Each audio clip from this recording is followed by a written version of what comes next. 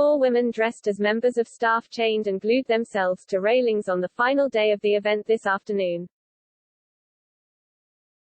The Queen, 95, attended today in what is one of the first events she has attended following the loss of Prince Philip, but was forced to witness security staff ejecting the 4 women. The group managed to unveil a banner after the first race at 2:30 p.m. as Her Majesty watched on without her husband of 74 years by her side. The banner read "Racing to Extinction" in order to mark the final day of the famous event. The group managed to chain themselves in front of the winning post in the full view of the Queen.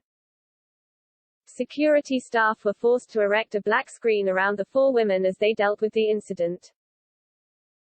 The group revealed they had been behind the protest due to the Queen's presence at Ascot today. A statement from the group confirmed they had planned the protest due to the Queen's appearance on the final day. They said, on Saturday, June 19, the final day of Royal Ascot, 4 women from Extinction Rebellion entered the racecourse with a banner reading, "Racing to Extinction." They glued themselves to their banner and chained themselves to the fence before the Queen, requesting that she use her influence to tackle the climate and ecological emergency. The action pays tribute to the suffragette, Emily Davison, who died attempting to attach a flag to the King's horse during the Epsom Derby in 1913.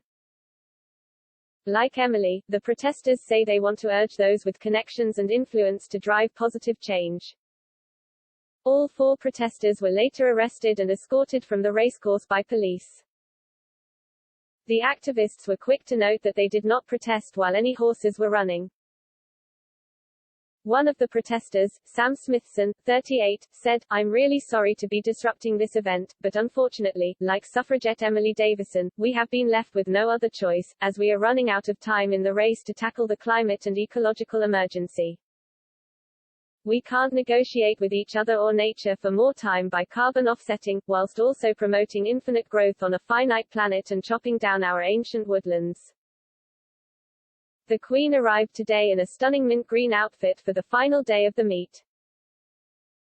The large crowd at Ascot erupted as they witnessed Her Majesty arrive by car.